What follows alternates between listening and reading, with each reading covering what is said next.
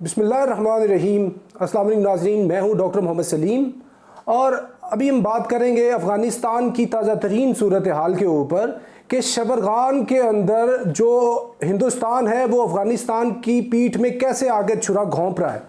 और इस सारी सूरत हाल में हिंदुस्तान अपने पूरे मुल्क को क्या स्ट्रेटेजिक लॉस पहुँचाने जा रहा है और इससे एक तरफ तो हिंदुस्तान को नुकसान होगा ही होगा, उससे पाकिस्तान को ब्लेसिंग इन डिस्गाइज, पाकिस्तान को क्या फ़ायदा होगा। इस सारी सिचुएशन में इस वीलॉग में हम बात करेंगे। नाज़रीन, ये बात रोज़े रोशन की तरह यहाँ है कि हिंदुस्तान को अगर कोई काम आता है तो वो सिर्फ आता है कि दूसरे मुल्कों के अंदर दहशतगर्दी बपा करनी और दहशतगर्दी को एक्सपोर्ट करना। India has been exporting this terrorism across the planet earth, right from America to Russia to the Central Asia and till Afghanistan. This is not a matter of Pakistan only. It has been doing all these things since decades and we have told all these things in our previous vlogs. सो अभी मामला ये कि शबरगान के अंदर ये जो गदर मचाने जा रहा है हिंदुस्तान, इसके कोई दिमाग में कोई फतूर है कि जो काम नेटो और दुनिया की 48 जो फोर्सेस थी मुल्कों की वो ना कर सकी तो क्या हिंदुस्तान कर लेगा। अभी शबरगान के अंदर जो अहमद शाह मसूद, जो इसमें कोई दो राय नहीं है, अहमद शाह मसूद जो है वो शेर पंज शेर है और अफगानिस्तान में उनका बहुत इज्जत और एहतराम है। उसका जो बेटा है उसको ये वरगला रहे, उसको मिसगाइड कर रहे हैं कि हम आपको वेपन, एमिनिशन और वो तमाम गैजेटरी देंगे जिससे आप तालिबान को टफ टाइम दे सकते हैं और ये पंज शेर जो है ये इनविंसिबल रहेगा, तो लिहाजा आप आगे बढ़ें और हम आपके पीछे खड़े हैं। और ये हिंदुस्तान हर जगह पे पीछे ही खड़ा होता है। ये इसकी भूल है, ये जो इसने ढाका फाल कराया है 1971 को, ये इस तरह के काम दोबारा कराने जा रहा है। तो ये अभी कामयाब इसलिए नहीं होगा कि जो तालिबान है वो अफगानिस्तान के अंदर नविश्ता दीवार है।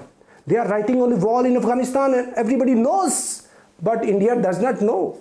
तो ये अभी शबरगान के अंदर जा रहे हैं, उधर इनका ऑलरेडी ताजिकिस्तान जो वो बॉर्डर टच करता शबरगान को, बिकॉज जो अहमद शाह मसूद और इनके सारे लोग हैं वो ताजिकुन नस्ल हैं और अब्दुल्ला जो अभी हमद करजई साहब के साथ सारी जो डायलॉग को वो प्रोसेस कर रहे हैं वेस्टर्न वर्ल्ड के साथ और विद अफगानी तालिबान, तो वो भी ही ऑल्सो बिलोंग्स, अब्दुल्ला भी ताजिक हैं, अहमद शाह मसूद भी ताजिक हैं। तो वो ताजिकिस्तान के अंदर हिंदुस्तान का एयर बेस था, मिलिट्री बेस था फारखर में, इसके अलावा भी इनका बेस था GMA में।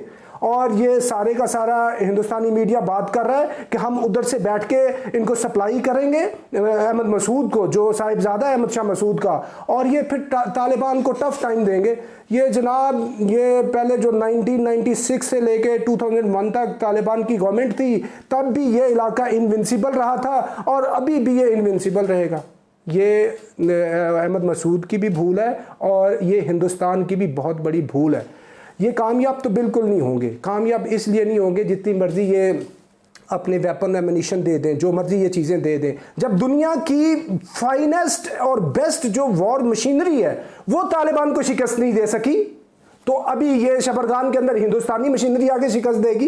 इनकी मशीनरी का तो वैसे बेड़ा गर्क हुआ है, सारी आउटडेटेड ऑब्सोलीट किस्म की वॉर मशीनरी है, इससे ये तालिबान से लड़ेंगे इधर आके। मैंने पहले बताया कि वॉरफेयर के अंदर अपना वेपन एमिनिशन के साथ जो प्रिंसिपल चीज़ होती है वो आपकी होती है मोटिवेशन, मोरल, आपकी जो अंदर से ड्राइविंग फोर्स होती है, आपका कॉज होता है, आपका आइडियोलॉजी होती है आपकी। तो all these things are lacking with India and the people of Shabargan, Ahmad Masood. So India will be facing a humiliating defeat. तो इसमें मामला ये कि हिंदुस्तान को जो मौजूदा ये जो लौंडे लपाटे हैं RSS के, ये जो सारे मिसगाइडेड सोल्स हैं, ये जो बिल्कुल हिंदुस्तान को पहले ही तबाह करवा रहे हैं पूरे रीजन के अंदर, और सबसे बड़ा भी नुकसान ये करवाने जा रहे हैं कि ये हिंदुस्तान अफगानिस्तान को अपना एनिमी बनवाने जा रहा है। देखें इनकी तो फिलॉसफी पूरी की पूरी जो इंडियन पॉलिटिकल एंड मिलिट्री जो फिलॉसफी है that is based on the mythology of Chanakya. Chanakya was prime minister, friend, philosopher and guide of Chandragupta Maurya. And what is the Chanakya philosophy? वो ये है कि आपने अपने हमसाये के साथ ताल्लुकात अच्छे रखने। India has been doing all these things since 1947 कि ये पाकिस्तान के साथ इसके ताल्लुकात ख़राब हैं। बिकॉज पाकिस्तान इसका डायरेक्ट नेबर है। पाकिस्तान का नेबर कौन है? अफगानिस्तान। अफगानिस्तान से ये ताल्लुकात शुरू से अच्छे रखने की कोशिश कर रहे थे। तो अभी आके अगर नरेंद्र मोदी ये काम कर बैठे कि अफगानिस्तान के अंदर अफगानिस्तान के लोगों के खिलाफ आके अगर ये लड़ेंगे तो ताल्लुकात क्या होंगे? ताल्लुकात ख़राब हो जाएंगे। ख़राब नहीं बल्कि ये आपस में एक दूसरे के एनिमी बन जाएंगे। और ज़बीहुल्लाह मुजाहिद अफगान तालिबान के तर्जुमान ने वाज़ेह तौर पे कर दिया है कि if India is supporting our enemies will grade India as an enemy. और गुलबदीन हिकमत यार ने तो वाज़ेह तौर पे कह दिया है कि India should be in its socks. Warn किया है इसको, शट अप कॉल दिया है इंडिया को। इसके साथ सुहेल शाहीन ने भी कहा है कि इंडिया ने अगर ट्रेड करनी है, बिजनेस करना है और ये चीज़ें करनी है तो India is more than welcome. If India चाहेगा मैं टेररिज्म स्टेज करूं तो ये इंडिया की बहुत बड़ी ख़ता होगी।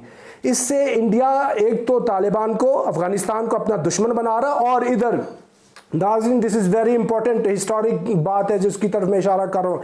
अफगानिस्तान के अंदर एक पहाड़ी सिलसिला है which is termed as Kohe Hindu Kush. Kush mean काटना, स्लॉटर करना।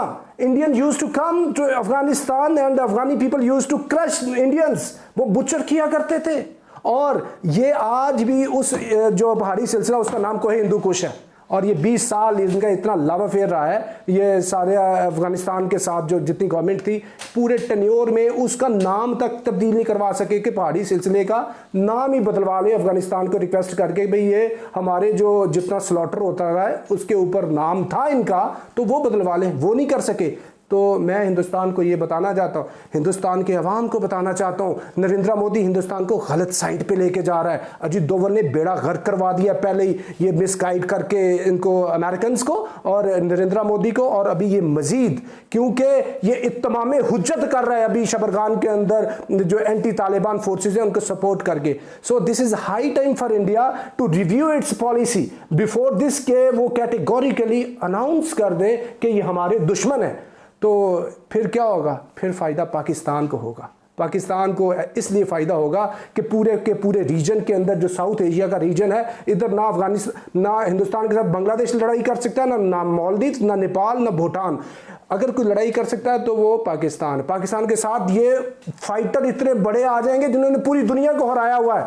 दो कालब यकजान हो जाएंगे और फिर ये लोग लड़ाई करेंगे हिंदुस्तान के साथ। और ये हिंदुस्तान का जो है ना समझने के इसके कफन में आखिरी नेल होगी अगर ये इन्होंने डिक्लेयर कर दिया that India is our enemy. So this is high time for India to look into the policy. If India doesn't look into the policy and review and come back this will be a strategic blunder for India. So अभी तक के लिए नाज़रीन इतना ही। Up to next time, thank you very much. Pakistan जिंदाबाद।